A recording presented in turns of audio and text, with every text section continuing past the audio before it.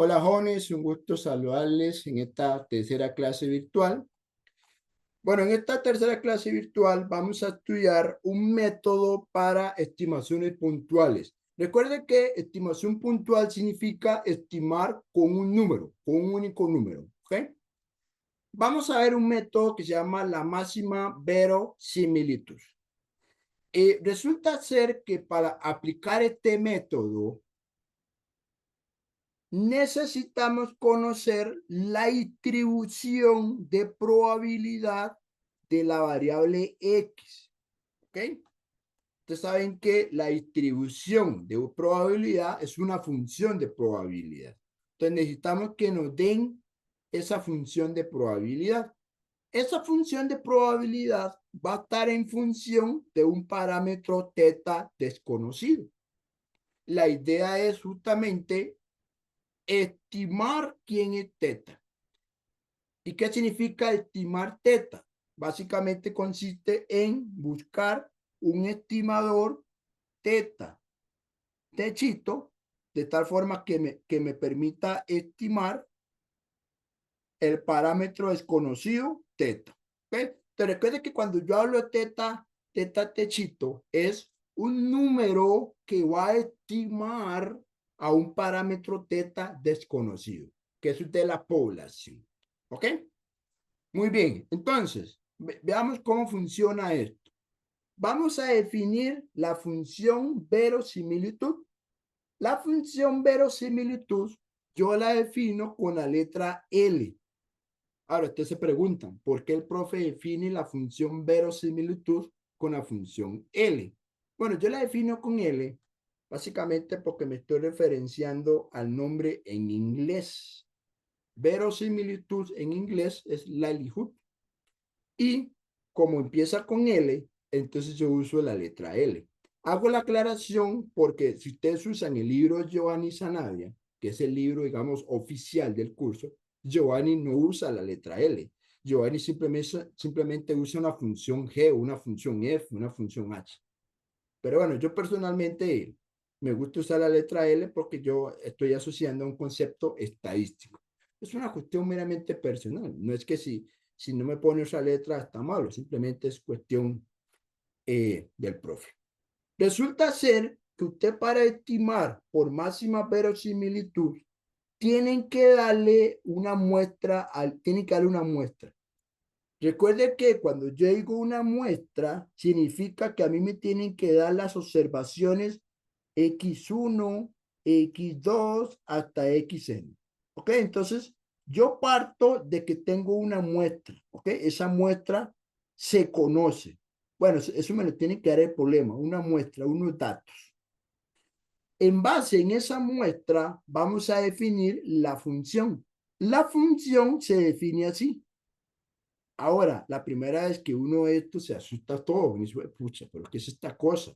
¿Por qué la función depende de n parámetros? Ok, le voy a explicar qué significa esto digamos, en matemáticas. Ok, por ejemplo, ¿qué significa que la función f dependa de x1? Básicamente es una función que evalúa un solo valor. Cuando usted tiene aquí que solo aparece X1, es porque solo evalúa un valor X1. ¿Ok? Eso es como si estuviéramos en mate general. En mate general, uno simplemente dice, ah, mira, la variable la cambio por un numerito. Resulta ser que también existen funciones de dos variables. ¿Qué significa funciones de dos variables? Significa que usted cuando tiene que evaluar, evalúa un par de valores. Un par de valores. En este caso podría evaluar X1, X2, por darle un ejemplo.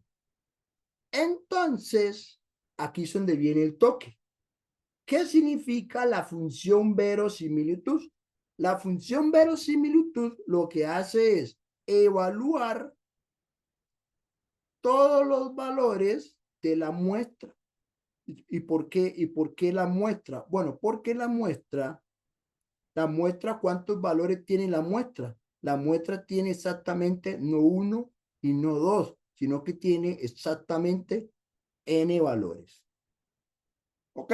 Entonces, para que sepan leer matemáticas, cuando usted tiene una función que entre paréntesis aparece varios valores, lo que quiere decir es que es una función que se evalúa estos valores dentro de la función. ¿Ok? Es una función, se llama una función conjunta, que usted sustituye varios valores. Ahora, ¿cómo se evalúan esos valores de la muestra? Ok, eso se hace de la siguiente forma. Ya le voy a explicar el gráfico. El gráfico me gusta para explicar la idea geométrica de este método. Resulta ser que como las variables x1, x2, xn son independientes, hay un teorema que me afirma que esta expresión que está aquí es lo mismo que esto. Bueno, y ustedes se preguntan, ¿y de qué me sirve, saber esto? Es que esto es más fácil. ¿Saben por qué esto es más fácil? Porque aquí lo que está haciendo es agarrando. Aquí lo que está haciendo es agarrando la función y lo evalúa en x1. Por la función lo evalúa en x2. Por y así sucesivamente hasta la función evalúa en xn. Es decir, resumiendo un poco, este es el teorema principal. Este teorema nos dice cómo se plantea la función verosimilitud. Básicamente lo que dice es, ok, yo tengo una muestra donde los datos observados son x1, x2 hasta xn. Entonces, si yo tengo n datos, entonces la función verosimilitud es esta función. Recuerde que estamos partiendo de que la variable X, que es la población, recuerde que la variable X es la población, estamos partiendo de que la variable X sigue una cierta distribución. Esa distribución es una función f. Entonces uno lo que hace es agarra el dato x1 y lo sustituye en la función f. Por agarra el dato x2 y lo sustituye en la función f. Y así sucesivamente con todos los datos de la muestra. ¿Ok? Es simplemente una sustitución de cada dato en forma independiente. ¿Ok? Donde claramente este dato de aquí, x1, x2 y xn, salen de aquí mismo de la muestra de datos. ¿Ok? Entonces, ya voy a explicar con unos ejemplos cómo es que se plantea esta función. Supongamos de momento, ustedes ya saben que la función verosimilitud es una función, es una fórmula. Ahora bien, ¿cuál es el objetivo de este tema? ¿Por qué se le llama máxima verosimilitud? Ahí voy a irme al gráfico. ¿Okay? Que por cierto, veo que tengo la cámara encendida. En realidad no tiene sentido la cámara encendida, digamos, porque al final lo que me interesa es los apuntes. Ok, vamos a ver. Vamos a ver si quedó claro. La función. Ok, estamos claros que la función verosimilitud es una función. ¿Ok? Como toda función en matemática, yo la puedo graficar. Supongamos que esta gráfica es la función verosimilitud, ¿verdad? Y claramente lo que estamos buscando es encontrar un estimador teta techito que me permita estimar a teta. Pero claramente hay muchos. Usted puede decir, profe, aquí puedo calcular un teta 1 techito, aquí puedo calcular un teta 2 techito, un teta 3 techito, y así sucesivamente, ¿ok? Recuerde que hay por cada muestra que usted tenga, puede generar un nuevo número. ¿Qué es lo que pasa? Lo que pasa es que si usted calcula la imagen, ¿qué pasa con la imagen? Bueno, resulta ser que hay un punto donde se alcanza el máximo. Este punto se llama el máximo. De ahí viene la palabra máxima verosimilitud. Hay una relación. Ese punto es el máximo. ¿Y qué tiene que ver que sea el máximo? Ok, lo que pasa es que el punto donde alcanza el máximo, ¿sabe qué está pasando? Lo que está pasando es que es más probable que ocurra. Entonces, en el caso de la función verosimilitud, donde alcanza el máximo es el valor, digamos, es más probable. O, de hecho, también se le llama más creíble. De hecho, la palabra verosimilitud, yo no sé si ustedes han escuchado en su, digamos, en un momento que la palabra verosimilitud. La palabra verosimilitud en el español significa lo más creíble, o sea, significa que es, sí, voy a poner así, lo más creíble o lo más probable. Es decir, usted puede decir, profe, yo tengo un montón de posibles estimaciones. ¿Cuál de todos es el mejor? Ok, si yo tengo un montón de números que están aproximando a un valor, el que se considera mejor, eso el mejor es como más probable, el que se considera un poquito mejor es justamente donde se alcanza el máximo. Entonces, a mí lo que me interesa es encontrar este valor. El objetivo, básicamente, el objetivo es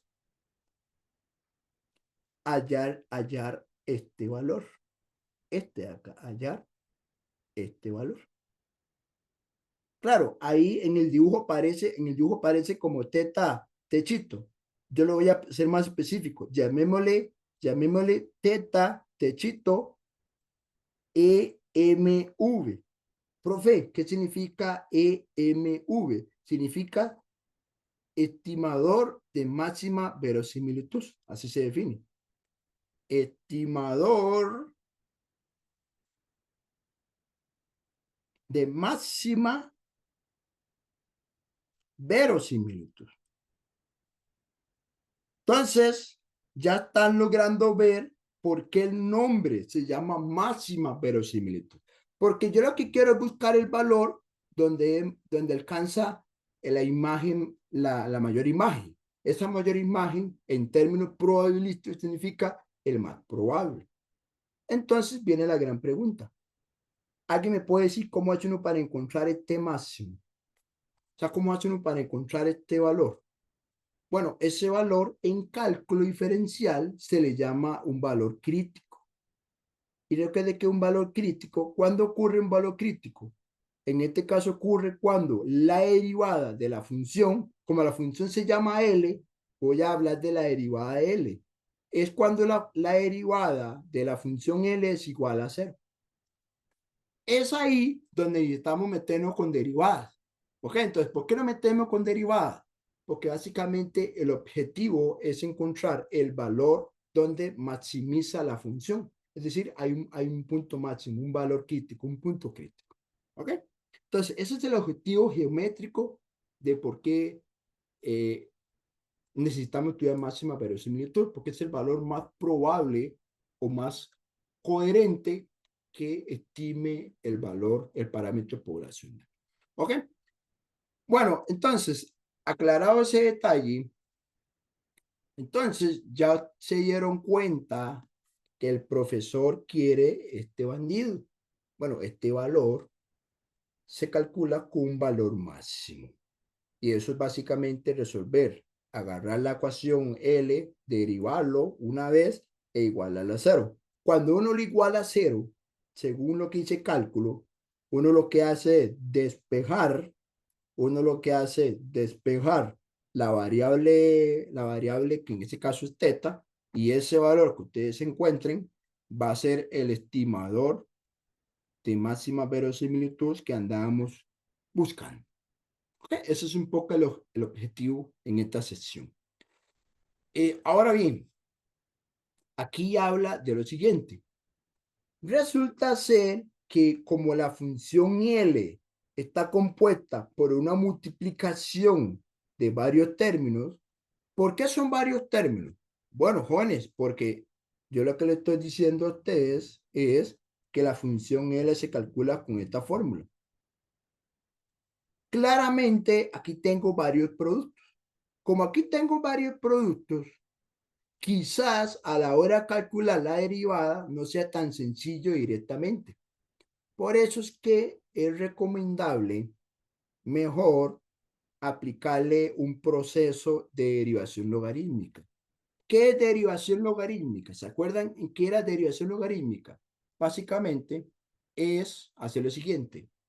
Vamos a aplicarle un logaritmo natural, en este caso se lo aplico a la función likelihood, o sea, la verosimilitud, y una vez que ya le aplique el logaritmo, el tercer paso es calcular su derivada.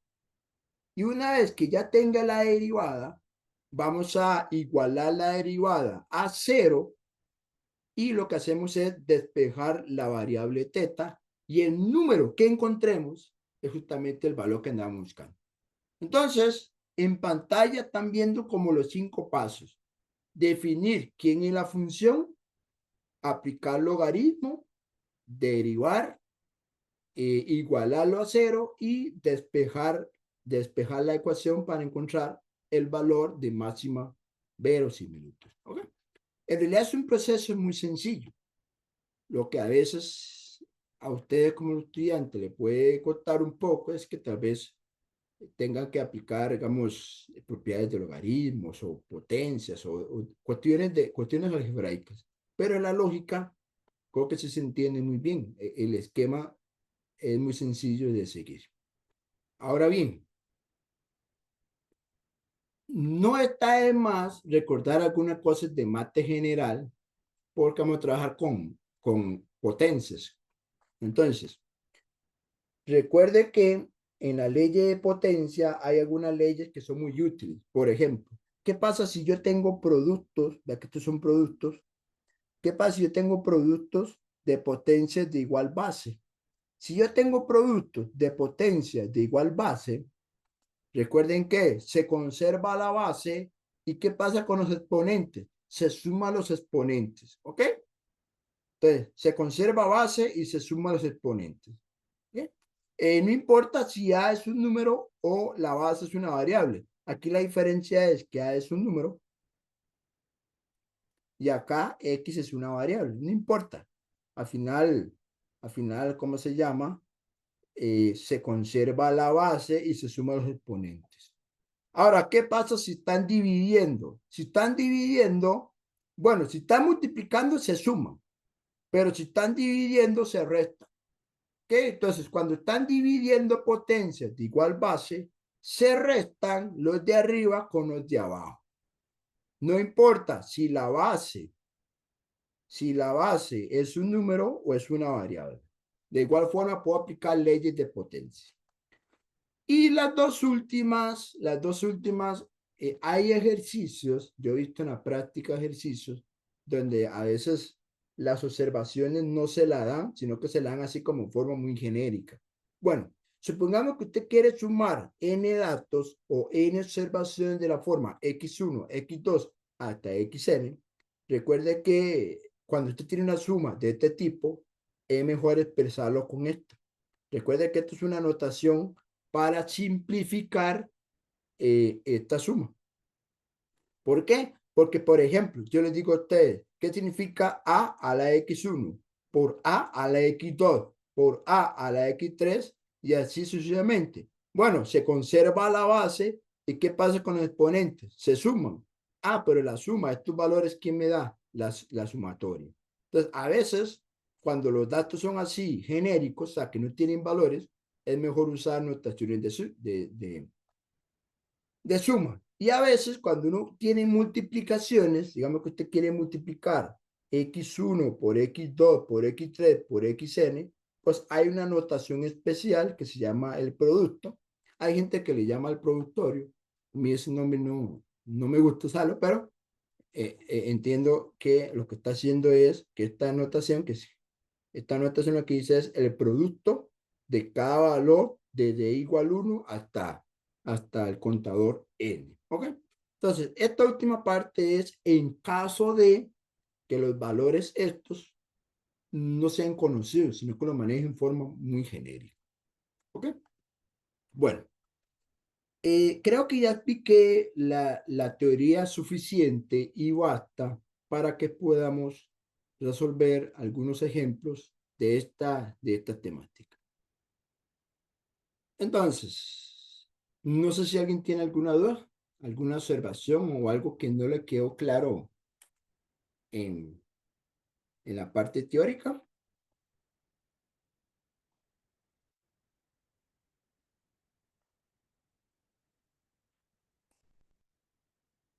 Si estamos más o menos claros con eso. Ok, entonces voy a proceder a resolver unos cuantos ejemplos para que ustedes vean cuál es la dinámica. Primer ejemplo, dice así: una variable aleatoria X tiene una distribución geométrica de parámetro P. Ok, aquí lo que hay que entender es quién es el parámetro. Ojo, no siempre se llama teta. Teta es un nombre genérico, pero cada problema puede tener su propio parámetro. Entonces, en este caso, el parámetro es P, con densidad dada por f de x igual a P por 1 menos P a la X. Claro, esto que está aquí es la función de probabilidad de la variable X. ¿Ok? Tengan en cuenta que aquí la variable es X. P simplemente es un parámetro desconocido. Con base en las observaciones, me están diciendo aquí que tengo que la X1 vale 6, que la X2 vale 8, que la X3 vale 8 y que la X4 vale 9. Esos son observaciones de la muestra. Pregunta: determine la estimación de máxima verosimilitud para el parámetro P. Entonces, presten atención porque la idea de este ejercicio se aplica en cualquier problema de máxima verosimilitud. Lo primero que tienen que notar es quién es la muestra. Ok, básicamente la muestra, que yo le llamo M minúscula, está formada por X1, X2, X3 y X4. Como ya sabemos quiénes son, pues voy a decir quiénes son los números: 6, 8, 8 y 9. ¿Ok? Entonces, primer paso, primer paso, decir quién es la función verosimilitud. La función verosimilitud. La función verosimilitud es la función definida como L de parámetro P, como F evaluado en X1. Es decir, ¿quién es X1? Bueno, el 6. ¿Quién es X2? El 8. ¿Quién es X3? El 8. ¿Y quién es X4? El 9. Entonces, ¿qué es lo que van a hacer ustedes? Muy sencillo. Van a agarrar la función que le están dando y donde aparece la variable X, ¿por qué no van a cambiar? Por el valor X1. Es decir, voy a agarrar la función P por 1 menos P y voy a cambiar la X por 6. Ojo, ojo, para que quede claro. Vamos a ver. Esto que está aquí en color café, ¿quién es? Es esto que está aquí. ¿Qué es lo que estoy haciendo? Estoy agarrando la función tal cual y donde aparece la variable X lo cambio por el dato X1. Bueno, voy a hacer lo mismo, pero ahora ¿qué significa fx2? Bueno, fx2 significa, voy a agarrar la función que sería p por 1 menos p elevado a la x, pero la x la cambian por el dato x2. Hago lo mismo con el x3, sería P1 menos P elevado a la x3, y hago lo mismo con fx4, P1 menos P elevado a la 9. No sé si quedó claro cómo que se plantea la función verosimilitud.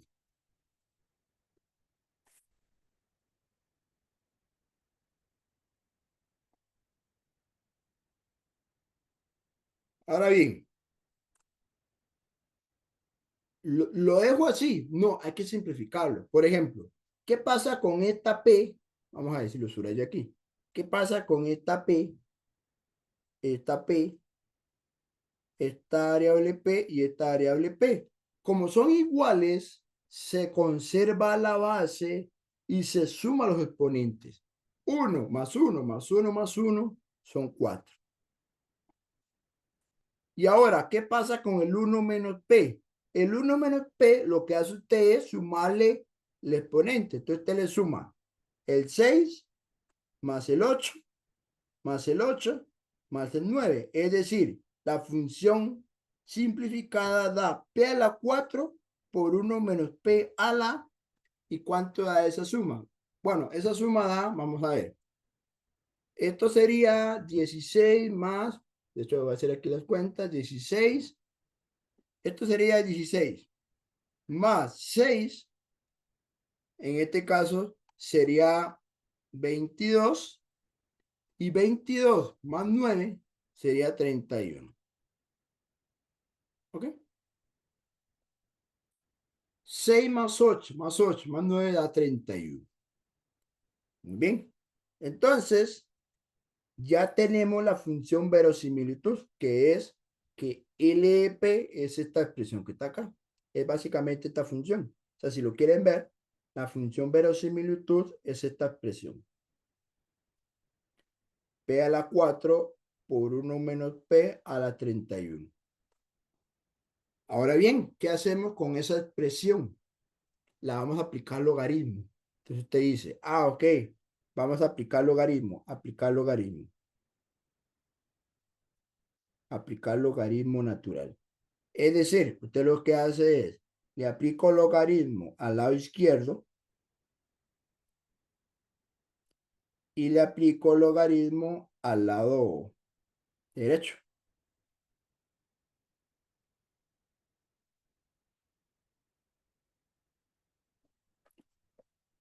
Muy bien. ¿Se acuerdan qué pasa cuando uno aplica logaritmo a un producto? ¿Alguien me puede decir cómo queda el logaritmo a un producto? ¿A qué es igual el logaritmo a un producto?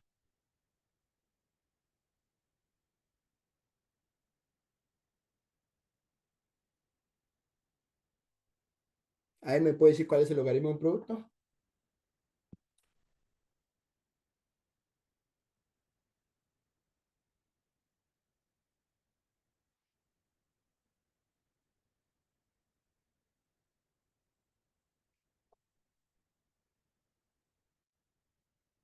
¿Cómo se convierte el logaritmo en un producto?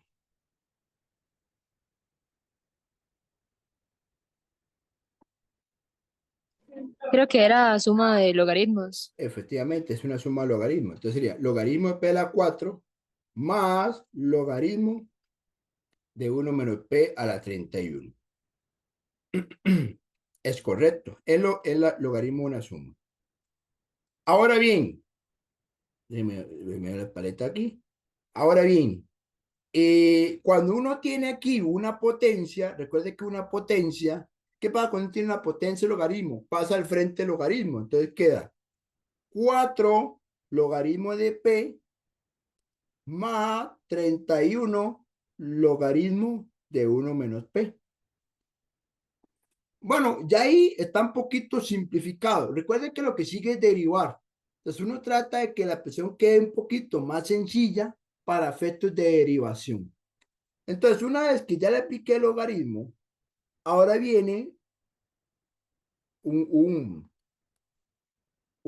se llama? Un penúltimo paso. Bueno, en realidad son 5, pero el quinto paso se pega mucho del cuarto paso. El tercer paso es derivar. Aquí es donde yo quiero recordar algo que vimos la clase pasada. La clase pasada les dije, de hecho la recuerdan aquí a la par, que la derivada de una función, ¿cómo se calcula la derivada de una función? Perdón, lo estoy diciendo mal. ¿Cómo se calcula la derivada de un logaritmo de una función? ¿Ok? Bueno, sí, de una función. Básicamente, esto se calcula así. Esto se calcula como, y esto se calcula como 1 sobre f por regla de la cadena, la derivada de f. Entonces, uno puede aprenderse o aplicar regla de la cadena. La derivada del logaritmo es 1 sobre f.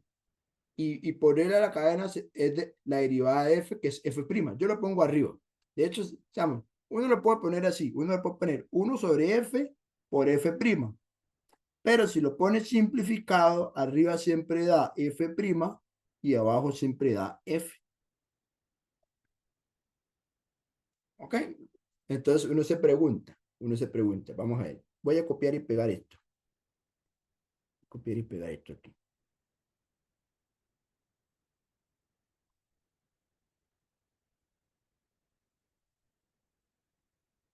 Ok.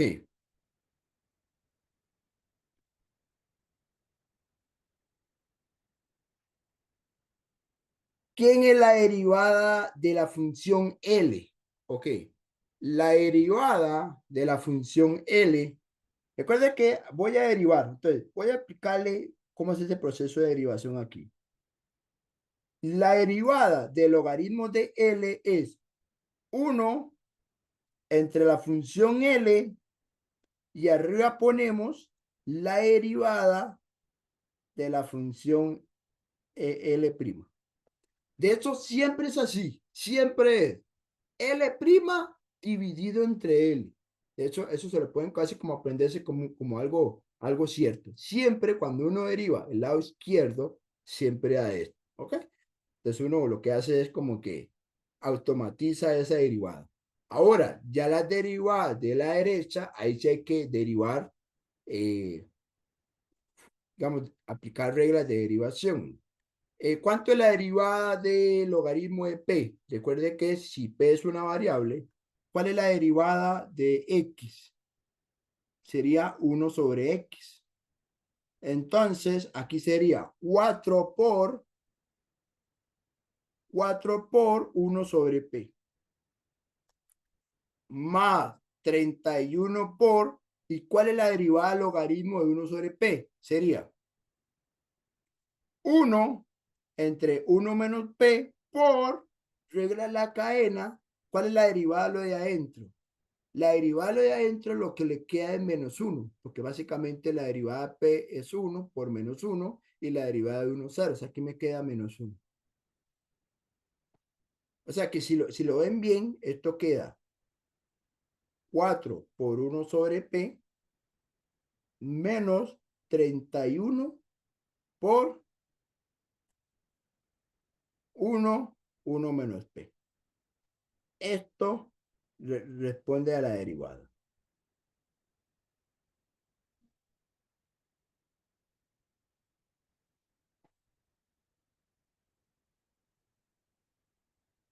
Ahí hemos derivado.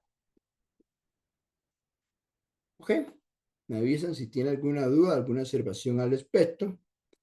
Y el último paso, por decirlo así, es igualarlo a cero. Ahora uno se pregunta, ¿qué igualo a cero? Bueno, en realidad lo que usted va a igualar a cero es esto de la derecha.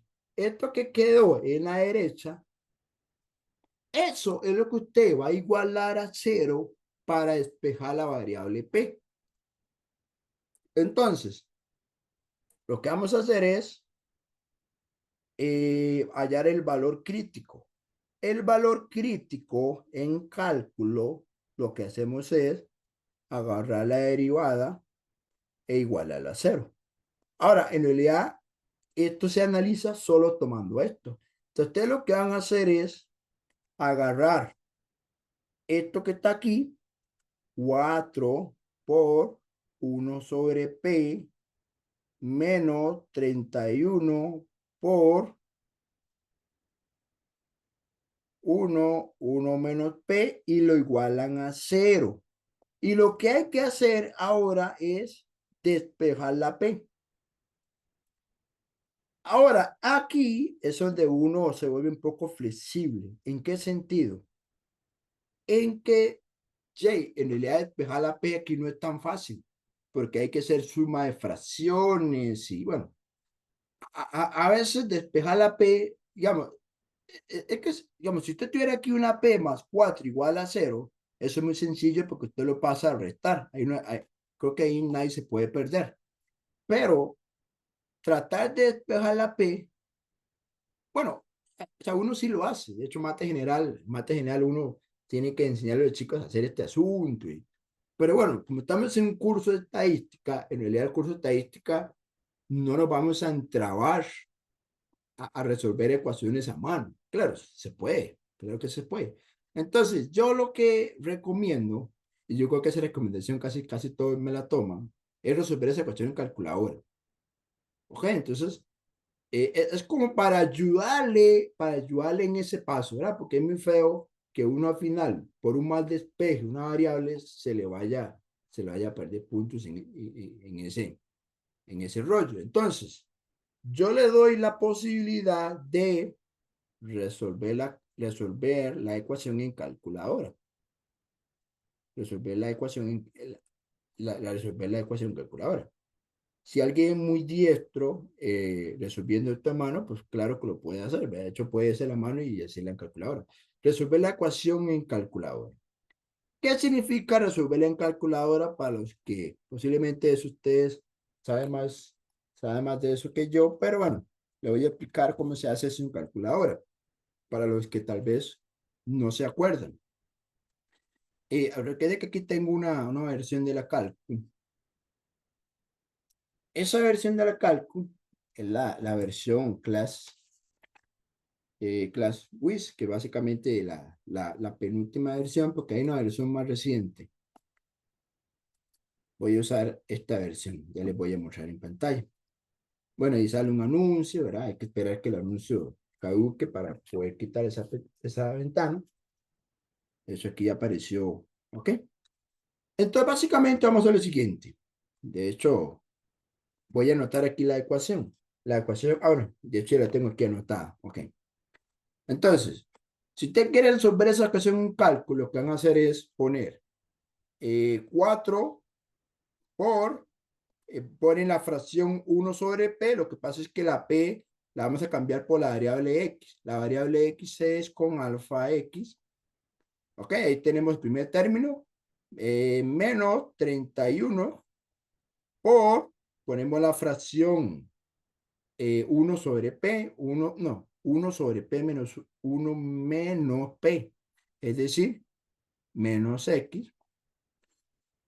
Y esa ecuación la vamos a igualar a 0. Para igualar a 0, ponemos alfa igual 0.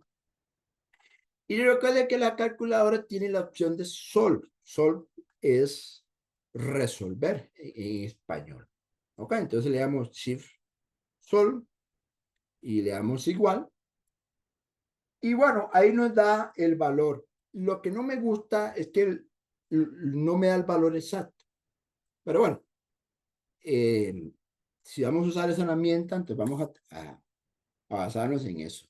Entonces, la X, la solución es, voy a copiar aquí una hoja que tengo aquí en la par, 0.11, voy a usar 4 decimales, aproxima 43. ¿Ok? Entonces, si nos regresamos al pizarrón, por decirlo de alguna forma, resulta ser que la respuesta,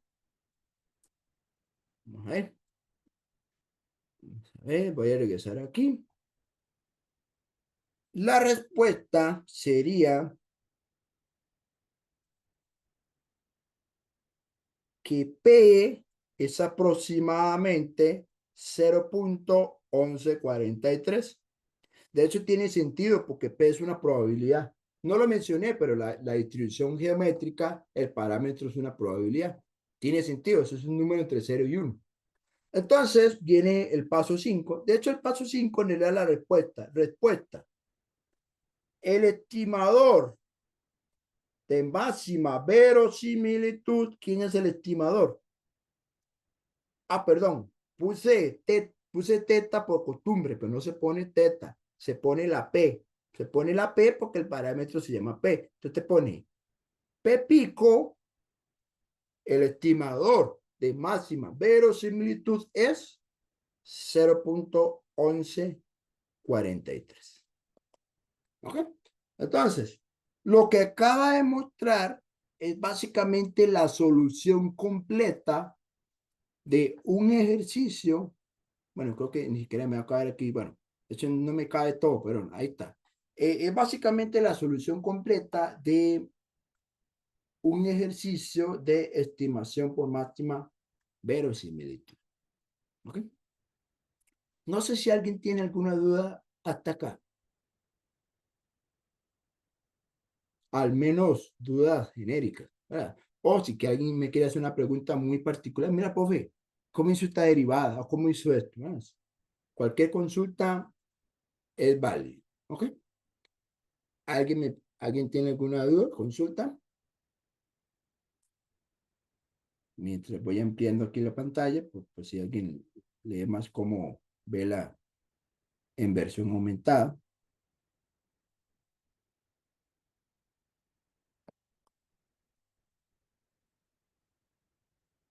¿Está claro con la idea? ¿Okay? Bueno, ahí tenemos un primer ejemplo. Aquí tenemos otro ejercicio. Bueno, no sé si alguien quiere hacer una consulta acá y si no, pues procedo a avanzar con el segundo ejemplo de la clase. Muy bien.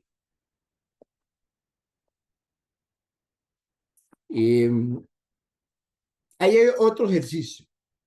Me gusta este ejercicio porque aparece aquí una fracción, lo cual me permite explicar cómo se aplica un logaritmo de un cociente, que también tienen que saber cómo trabajar logaritmos cuando aparecen divisiones. Por eso me gusta este ejercicio para diferenciar un poco el primero. Bueno, básicamente aquí tenemos una variable aleatoria X. Esa variable aleatoria tiene como función de probabilidad esta función de aquí. X dividido entre a la 2 por la exponencial X sobre A. Resulta ser que el problema me está diciendo a mí que tengo tres observaciones. X1 que vale 12, X2 que vale 16 y X3 que vale 15. Con base en esa información, encuentre el estimador de máxima verosimilitud para A. En ese caso, el parámetro desconocido viene siendo la letra A. ¿Qué significa la A? Bueno, no precisamos saber qué significa la A en la vida real, simplemente es un parámetro ahí que el problema plantea. Es que en el ejemplo anterior sí tiene significado. En el ejemplo anterior, la P es una probabilidad, por lo tanto, es un número entre 0 y 1. Acá, A, pues no se precisa, pues, ¿de qué sirve A? Simplemente es un parámetro particular. Solución. Entonces, básicamente aquí tenemos la muestra. La muestra que tenemos es M igual a X1, X2, X3, que es justamente 12, 16 y 15. ¿Ok? Primer paso. La función de verosimilitud.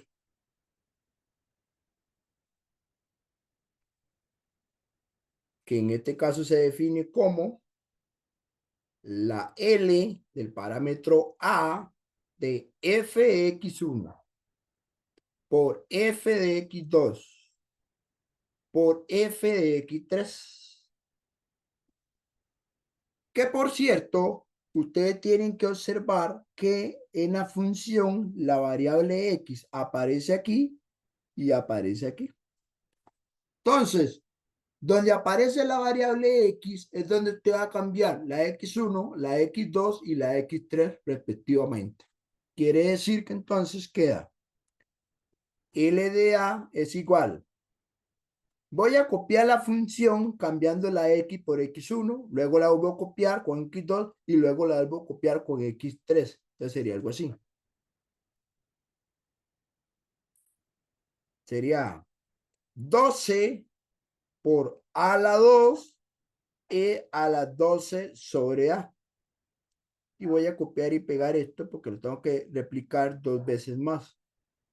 Copiar, ahora lo pego aquí. En vez de 12, ahora pongo 16. Y aquí abajo pongo 16 sobre a.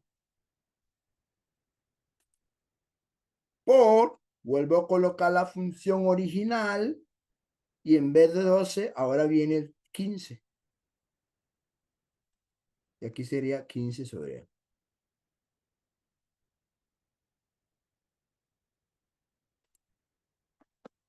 Muy bien. Profe, le aplico logaritmo una vez. Suave en toque. Todavía hay que simplificar un poquito algunas cosas. Por ejemplo, ahora, eso de simplificar es para que a la hora de derivar sea más cómodo. ¿Verdad? Si alguien, no, profe, yo le entro así como viene, bueno, se puede derivar así como viene, pero creo que a veces es mejor ser más cauteloso y simplificar un poco. Por ejemplo, ¿qué puede hacer de primero? Estos números, los multiplicarlos. Ok, de hecho, por aquí tengo mi cálculo. Vamos a ver si mi cálculo me funciona. De hecho, vamos a ver. Ok, vamos a ver, es que lo tengo en modo estadístico. Entonces, por eso es que 12 por 16 por 15. Ah, bueno. El numerador me da 2880. Ahora bien, ¿qué pasa con la a la 2, a la 2 y a la 2? Se conserva la base y se suman los exponentes. Si usted suma 2 más 2 más 2 es a la 6. ¿Y qué pasa con la exponencial de base e? Exactamente lo mismo. Conserva la base y suma los exponentes. Es decir, queda e a la 12 sobre a más 16 sobre a más 15 sobre A. Lo que pasa es que eso que está ahí abajo en la exponencial hay que simplificarlo. Y ya le digo cómo se simplifica esto un poquito mejor. ¿Cuánto era? 2880. Ya lo estoy cambiando. Ok, vamos a ver, jóvenes. Si usted tiene aquí 12 entre A más 16 sobre A más 15 sobre A, hay una propiedad que dice que si los denominadores son iguales, se conserva el denominador, o sea, la A, y se suman los numeradores, que en este caso 12 más 16 más 15 me da 43. ¿Ok? Lo cual quiere decir que entonces, finalmente, una respuesta simplificada sería a la 6 por E a la 43 sobre A y arriba 2880.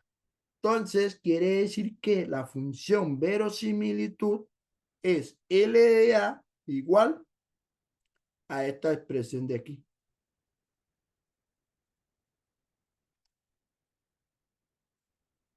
Esa expresión es la que le voy a aplicar logaritmo para luego derivar y ya sabemos más o menos el esquema general. Segundo paso. aplicar logaritmo.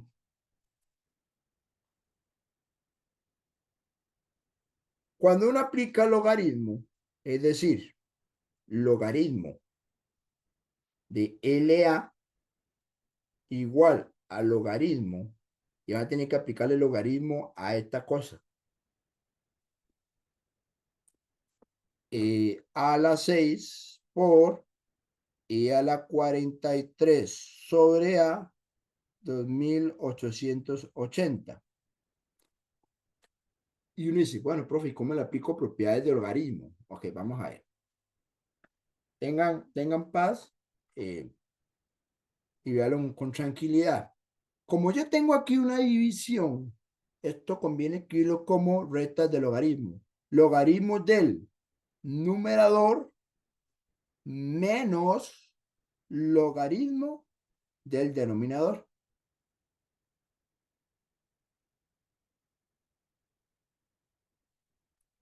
Ahora bien, ¿qué pasa con este producto? Ah, bueno, hay una propiedad que dice que eso se puede separar en sumas. Entonces sería logaritmo de 2880 menos, abro corchetes aquí, logaritmo de a la 6 más logaritmo de e a la 43 sobre a. Además, seguimos aplicando propiedades. Este 6, que es un exponente, pasa al frente a multiplicar el logaritmo. Y recuerde que por una propiedad de inyectividad, los logaritmos con su inversa exponencial se cancelan. Y recuerde que este menos que está aquí afuera le va a cambiar el signo a lo que queda de aquí y a lo que queda de aquel término que está allá. Entonces, finalmente, la versión simplificada es esta. Menos 6 por logaritmo de A menos 43 sobre A. Eso es una versión simplificada. A eso que tenemos ahí en pantalla, le vamos a calcularle su derivada, su primera derivada. Entonces sería así. Derivar.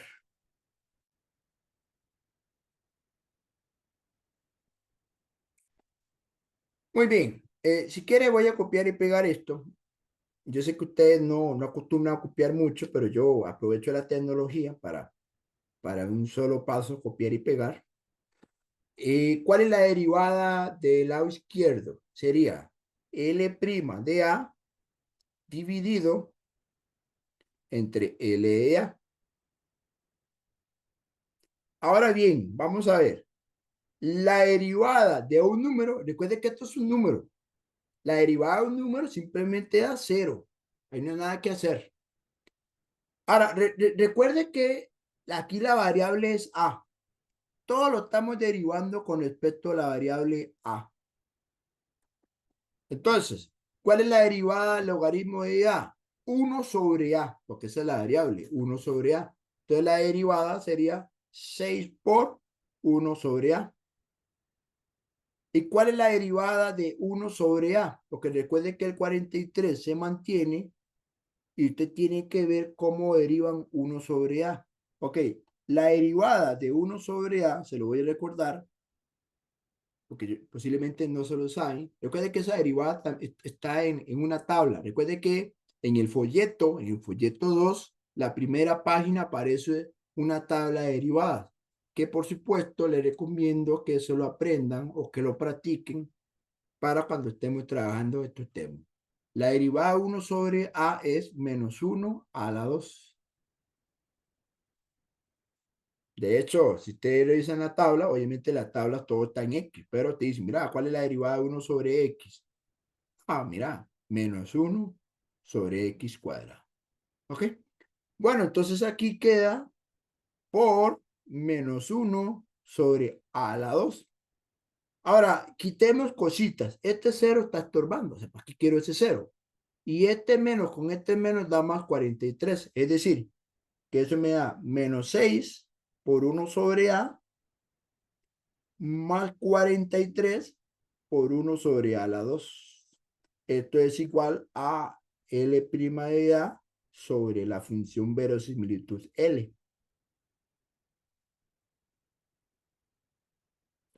Bueno, ya derivamos, ya muy bien, vamos avanzando bastante bien. El último paso, último y paso final, es igualar a 0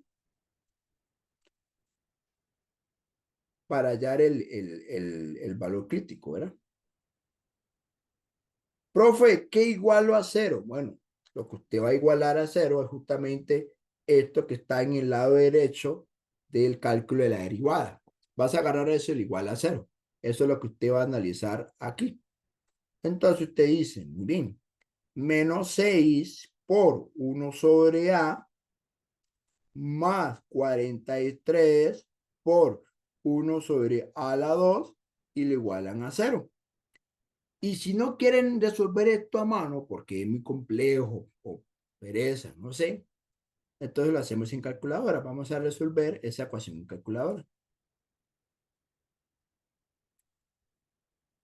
¿Ok? Entonces, resolvamos esto en cálculo, como para agilizar cálculo. Bueno, gana tiempo en realidad. Eso se llama ser eficientes. Entonces, aquí, bueno, nada más estoy copiándolo aquí porque ya cuando me voy a la calco, vamos a ir a la calco, a la que ustedes tienen. De hecho, ahí quedó. Entonces sería menos 6 por 1 sobre A, pero la cambio por la X, más 43 por 1 entre X al cuadrado, y esto lo igualo a 0. Y bueno, usando el shift solve, o sea, resolver una ecuación, solve, le damos igual, y bueno, la solución es 7.16 periódico. Ese número, de hecho, este número se puede, vamos a ver si la cálculo me lo tira. De hecho, bueno, no creo que la cálculo me lo termine redondeando.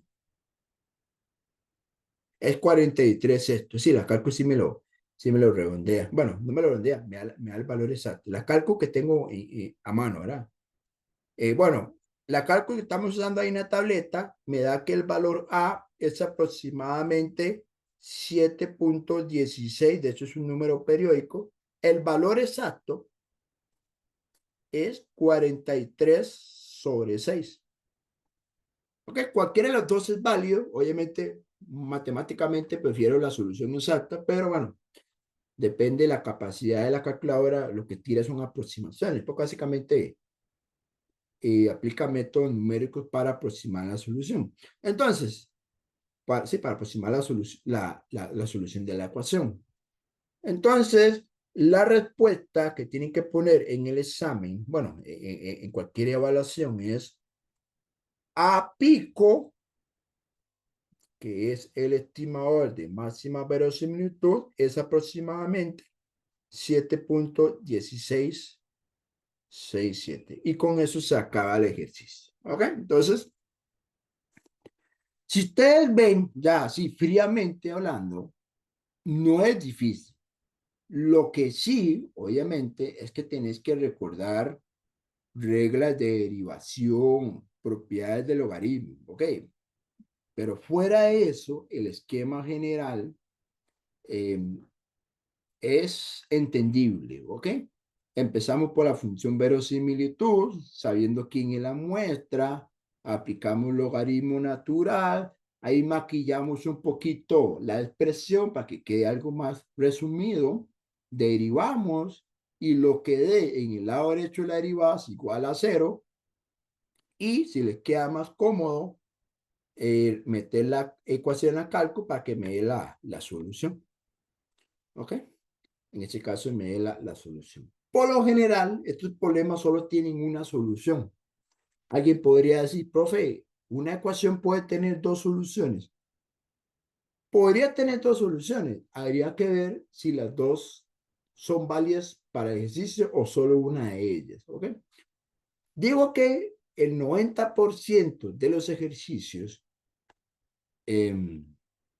solo tienen una solución. Por eso es que usar la calco es útil. Si ya tuviera muchas soluciones, ya la calco no es útil, porque la calco solo me tira una solución. ¿Ok? Entonces, por eso es que la opción de la calco se vuelve, ¿cómo se llama? Útil y casi que con una alta probabilidad, esa es la única respuesta al problema. ¿Ok? Pero sí pueden haber ejercicios con más de una solución, pero ya eso es un poco, o sea, ya eso como que se sale un poco, o sea, en el mundo de la estadística para uno es normal, pero tal vez para usted no es normal que le salga más de una solución, porque entonces ya tendría que analizar cuáles de las dos son verdades, cuáles son válidas y ese tipo de detalles, que difícilmente, menos en mi experiencia, le vamos a meter en ese conflicto. ¿Alguna duda con este ejercicio?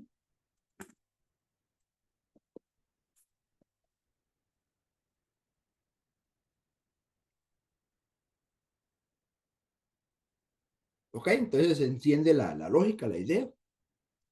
Bueno, este es un segundo ejercicio. ¿Ok? Quizás fue un poquito más largo, más que todo por el asunto de los logaritmos, porque tenía un cociente. ¿Ok? Entonces hay que tener un poquito cuidado en esa parte de la simplificación algebraica. Muy bien. Entonces, si no hay alguna duda, pues me permitirán avanzar con un tercer ejercicio. Tercer y último ejercicio. Claro, ya después le tocará a ustedes practicar. Ahí luego les voy a facilitar alguna práctica o algunos exámenes viejos para que ustedes puedan ir practicando un poco esto, ¿verdad? Entonces, a mí lo que me interesa es entienda la idea general y obviamente los detalles que explico de algunas derivadas, ¿sí? Que eso creo que eso le toca más a ustedes, porque yo no puedo saber qué tanto conocimiento tienen ustedes, pero creo que ustedes son conscientes si, si tienen que repasar o ya lo dominan esas cuestiones algebraicas. Muy bien.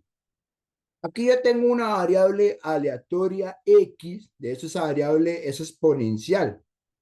Ahora usted puede decir, profe, pues yo no me acuerdo de proa. Bueno, no importa, no tiene por qué recordar de proa, porque ya le estamos dando la función de probabilidad, que es lambda e a la menos lambda X. De hecho, lambda es un número positivo, lo cual quiere decir que cuando usted está encontrando la máxima verosimilitud, si lambda le da negativo, preocúpense porque eso no tiene ningún sentido, ¿verdad? Hay parámetros que solo pueden ser positivos o probabilidad, ese tipo de cosas, ¿ok? Pero esta pregunta es un poco distinta en la forma que está redactada, pero la idea es igual que los dos anteriores, porque dice lo siguiente. Me dan una observación X1, 0.3, pura vida. X2, 0.2. Pero ¿qué pasa con el X3? El X3 como que hey, aparece en suspenso, pero dice lo siguiente. Sabiendo que la estimación de máxima verosimilitud de lambda es 4, entonces encuentre el valor de X3. Es una pregunta que si uno la ve por primera vez en un examen, uno queda ahí como patinando, pues, pucha, pero ¿qué pasó aquí? No me están dando todos los valores de la muestra y además ya me están diciendo esto. Ok, ¿qué significa esto? Empezando por acá. Esto lo que significa es que lambda pico estimador de máxima verosimilitud es 4. O sea, ya me están dando la estimación de máxima verosimilitud. Y lo que quieren que encuentre es quién era el dato X3. Ahora, la pregunta está redactada un poco distinto a los dos primeros. Sin embargo, el procedimiento es exactamente igual.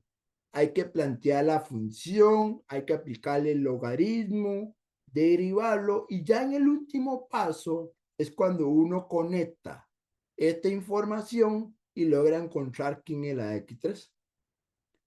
Ok, entonces al final es un ejercicio casi que similar, solo que al final al cierre es un poco distinto. Entonces, la muestra. Bueno, la muestra, que se llama M minúscula, sería X1, X2 y X3. Es decir, sería 0.3, 0.4 y en el caso de la X3, llamémosle una letra C. Ahora, ¿por qué le llamo a la letra C? Es que es más cómodo usar la letra que usar X3. O sea, como que soy un poco feillo usar X3 a cada rato en ejercicio. Entonces, llamémosle una letra para hacerlo más sencillo. Decimos acá, ¿quién es la función verosimilitud? Ok, sería, ¿quién es el parámetro? Ok, el parámetro es lambda, ¿no? Recuerde que el parámetro aquí es lambda. Parámetro poblacional es lambda. Entonces sería, L de lambda es igual a F de X1 por F de X2 por F de X3. ¿Ok? Entonces, ahora bien, ustedes dicen, profe, ¿quién es f de x? F de x es lambda por e a la menos lambda x. Recuerde que donde aparece la variable x es donde te va a cambiar la x1, la x2 y la x3. Entonces sería aquí lambda por e a la menos lambda por x, es decir, 0.3 por lambda por lambda. ¿Ok? Por, vuelvo a escribir la función, lambda por e a la menos, ¿y quién es x2? 0.2 de lambda por lambda por e a la menos c por lambda. Recuerde que el x3 le llamé c para hacerlo más fácil. Ahora bien, ¿qué pasa con este lambda? Con este lambda y con este lambda. Se conserva la base lambda y se suma 3 de exponente. 1 más 1 más 1. En el caso de la exponencial pasa lo mismo. Los exponentes se suman. Ok, menos 0.3 lambda más menos 0.2 lambda más menos c por lambda. Ahora bien, aquí es donde vienen, aquí es donde yo les recomiendo que hagan algo.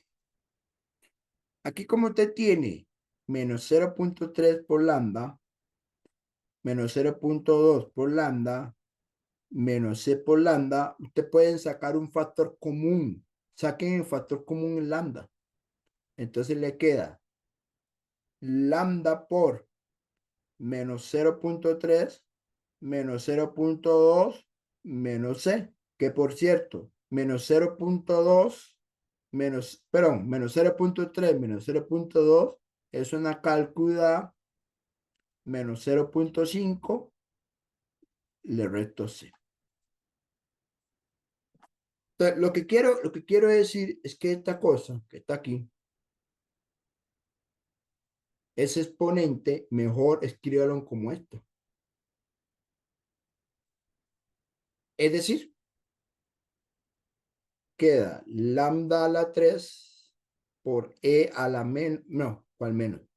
Por lambda de menos 0.5 menos c. ¿Ok? Ya ahí creo que ya se ve más decente. Apliquémosle ahora el logaritmo. Entonces recuerde que esta es la función verosimilitud. Entonces, como esta es la función verosimilitud, voy a aplicarle aquí logaritmo.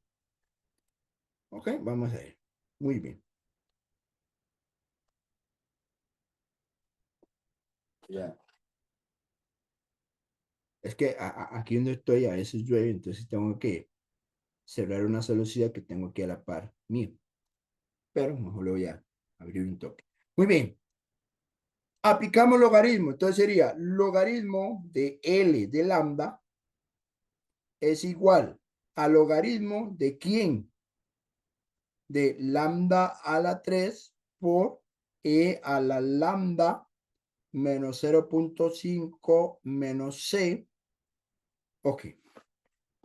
Ahora bien, en el lado derecho, como aquí tenemos un producto, se convierte en sumas de logaritmo. Entonces queda logaritmo de lambda a la 3 más logaritmo de E a la lambda de menos 0.5 menos C. Y recuerde varias cositas. Logaritmo con exponencial se omite. Entonces solo me queda el exponente que está ahí a la par. Bueno, arribita. Y en el caso de lambda a la 3, esto pasa al frente del logaritmo, ¿verdad? Entonces queda 3 logaritmos de lambda más lambda por menos 0.5 menos c. Muy bien. ¿Ya está listo para derivar? Sí, digo que ya está listo. Me parece que ya está bastante decente. Entonces, esto es el logaritmo de lambda. Vamos a derivar.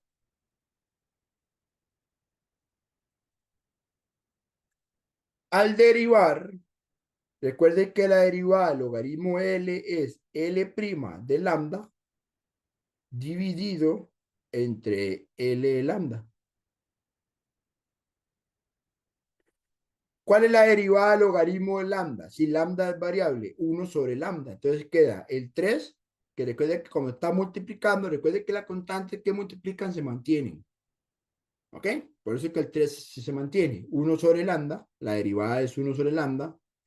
Y la derivada lambda es 1. Por la expresión de la par, sería simplemente copio lo que está a la par, que es menos 0.5 menos c, porque la derivada lambda es 1. 1 por una constante, que es la constante que está multiplicada a la par. Muy bien, ahora ¿qué hacemos? Muy bien, lo que vamos a hacer es que, bueno, esto que nos dio en el lado derecho es lo que vamos a usar para efectos de igualarlo a cero, para hallar el valor crítico. Entonces vamos a igualar a cero. Eso igualar a cero porque estamos hablando del valor crítico. Entonces lo que hacemos es agarrar el 3 por 1 sobre lambda menos 0.5 y le resto c igual a 0. Aquí es donde hay un problema.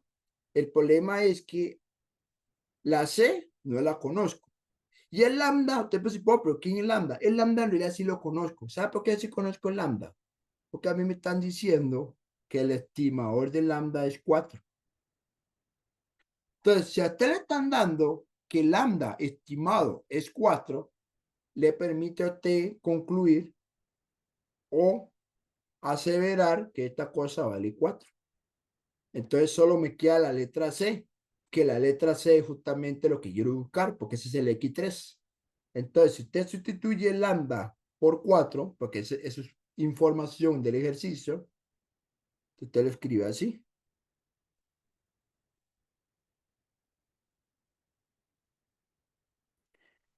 Y bueno, en realidad esto lo puedo hacer, o sea, sí lo puedo hacer en cálculo, pero en realidad esto mejor lo hago a mano, porque usted dice, mira, voy a meter 3 cuartos, le resto 0.5, eso me da un cuarto.